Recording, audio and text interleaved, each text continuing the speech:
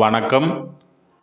மேச ராசிக்கு பிறக்க இருக்கும் 2026க்கான ராசி பலன்கள். முருகனுடைய அருளால் மேசராசி நண்பர்கள் அனைவருக்குமே நன்மைகள் நடக்கட்டும்.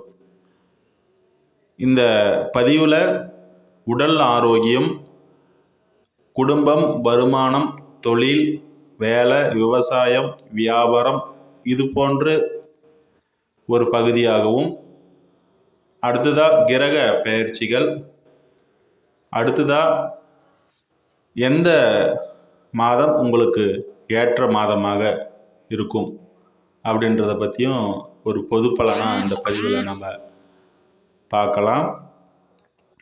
முதல்ல இந்த கிரக பெயர்ச்சிகள் பற்றி பார்த்துடலாம். கிரக பெயர்ச்சிகள் இங்கே பார்த்தீங்கன்னா உங்களுடைய ராசிக்கு 12ஆம் இடத்துல சனி அமர்ந்திருக்காரு. பொதுவாக வருட பலனாவே வருட கிரகங்கள் தான்.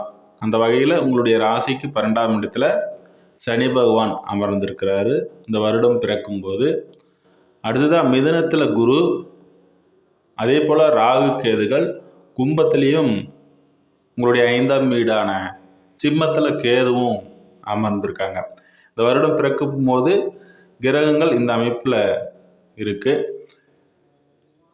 உடல் ஆரோக்கியம், அடுத்ததாக உங்களுடைய உடல் ஆரோக்கிய அமைப்பு பார்க்கும் பொழுது, இந்த வருடம் பிறக்கும் பொழுது செவ்வாய், புதன், சூரியன், சுக்கிரன் ஆகிய 4 கிரகங்களும் உங்களுடைய பாக்கியஸ்தானத்தில் அமர்ந்து தனுசில் அமர்ந்து குருவினுடைய பார்வை பெறக்கூடிய ஒரு அமைப்பு. உடல் ஆரோக்கியம் சிறப்பாக இருக்கும். பொதுவாக எதிர்ப்புகளை சமாளிக்கக்கூடிய ஒரு அமைப்பு இருக்கும். குறிப்பாக உங்களுடைய 12ஆம் இடத்துல சனி வக்ர நிவர்த்தி அடைஞ்சு அமர்ந்துட்டுருக்காரு. சுபரனுடைய பார்வையும் இங்கே குரு பார்த்துட்டு இருந்தார் சனி. அவரும் மிதுனத்திற்கு பெயர்ச்சி அடைஞ்சிட்டு இந்த வருஷம் பார்த்தீங்கன்னா அவர் 3ஆம் இடத்துல இருக்கார். உங்களுடைய ராசிக்கு அதிபதியை பார்க்கறதுனால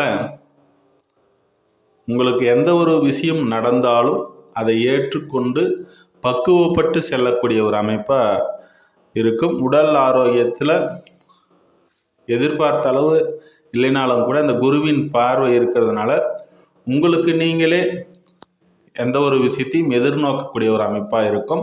மனதளவிலும் குழப்பங்கள் இருந்தாலும் கூட உங்களுடைய ராசிக்கு அதிபதி 9ஆம் இடத்துல இருக்கிறதுனால அது எல்லாமே ஒரு